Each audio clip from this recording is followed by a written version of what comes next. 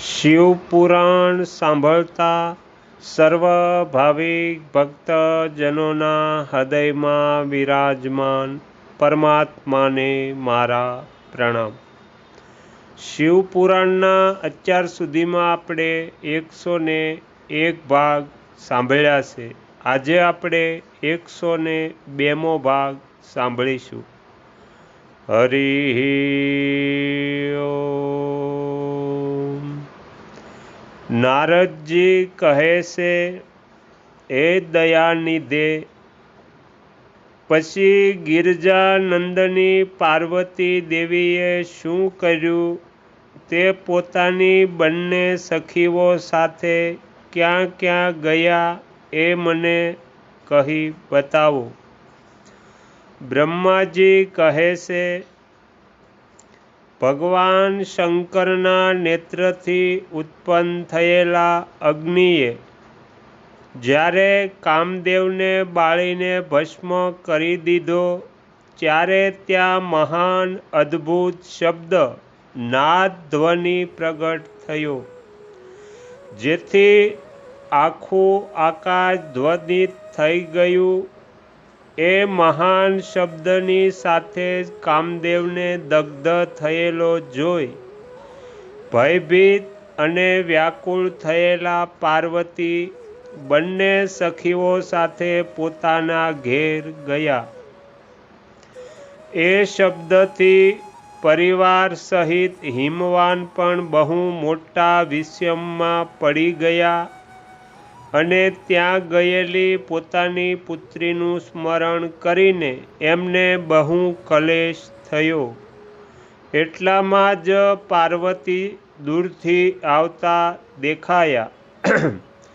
તે શંભુના વિરહથી રડી રહ્યા હતા।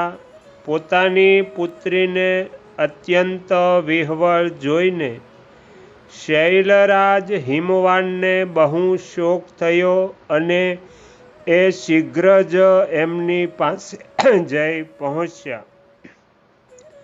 પછી એમણે હાથથી એમની બંને આંખો લૂંછીને કહ્યું, હે શિવે, ડરો નહીં, રડો નહીં।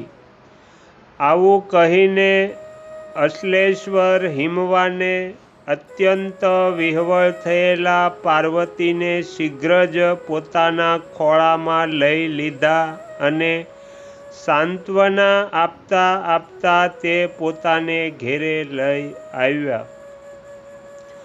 કામદેવનો દાહ કરીને મહાદેવજી અદૃશ્ય થઈ ગયા, તેથી એમના વિરહથી પાર્વતી અત્યંત વિહવળ થઈ ગયા હતા।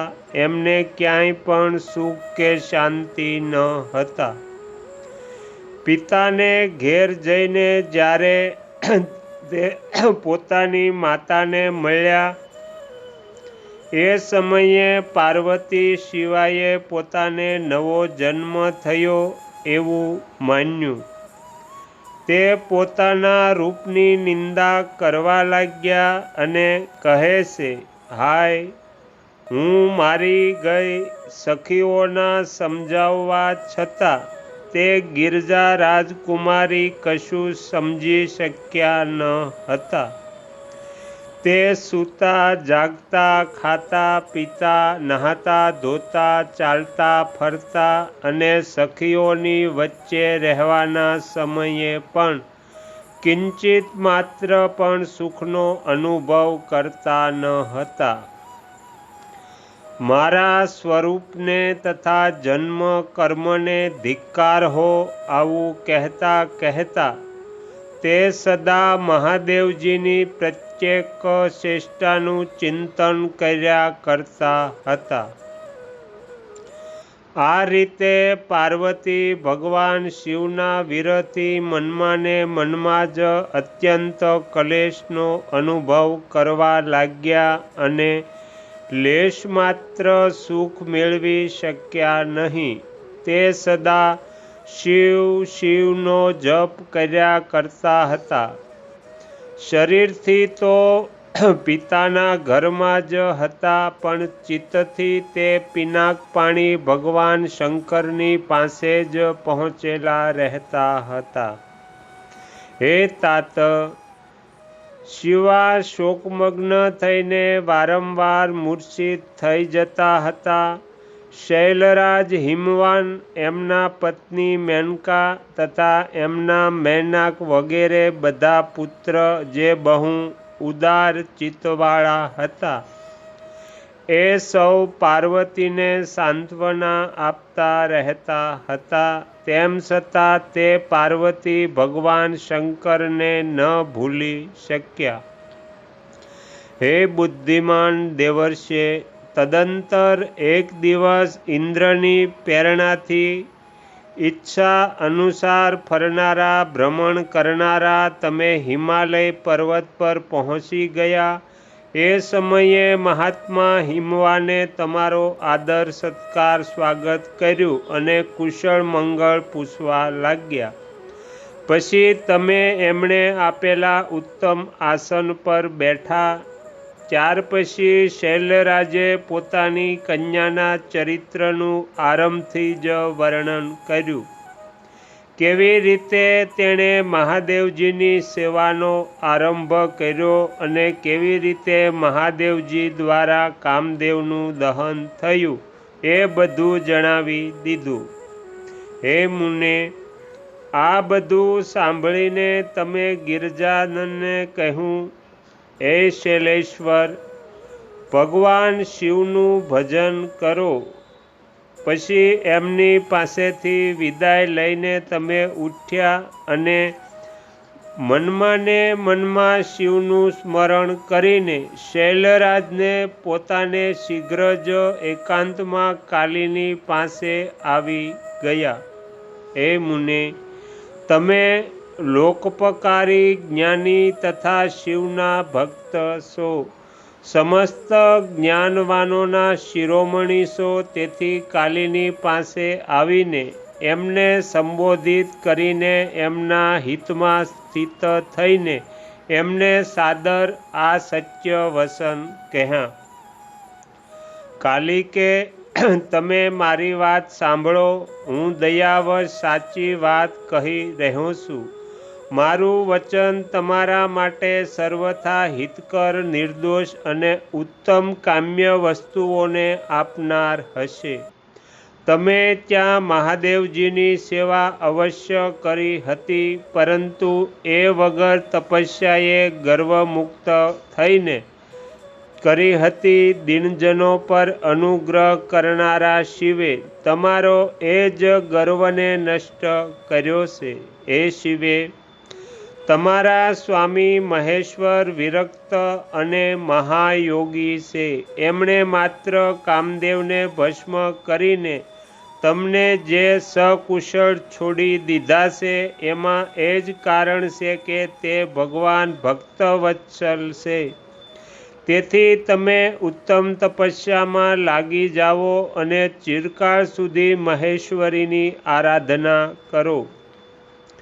તપસ્યાથી તમારા સંસ્કાર થઈ જવાથી રુદ્રદેવ તમને પોતાના સહસ્ર ધર્મણી બનાવશે અને તમે પણ ક્યારેય એ કલ્યાણકારી શંભુનો પરિત્યાગ નહીં કરી શકો. હે દેવી, તમે હઠપૂર્વક શિવને અપનાવવાનો યત્ન કરો. શિવ સિવાય બીજા કોઈને પણ પોતાના પતિ તરીકે સ્વીકારશો નહીં.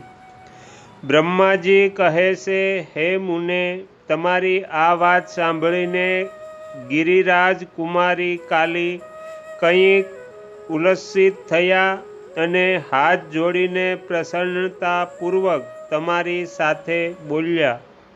હે પ્રભુ, આપ સર્વજ્ઞ તથા જગતનો ઉપકાર કરનારા છો.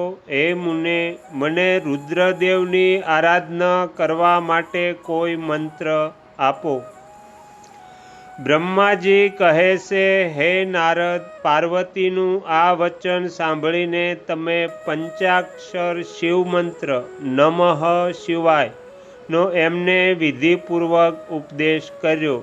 સાથે જ એ મંત્રરાજમાં શ્રદ્ધા ઉત્પન્ન કરવાના માટે તમે એનો સૌથી વધારે પ્રભાવ બનાવ્યો.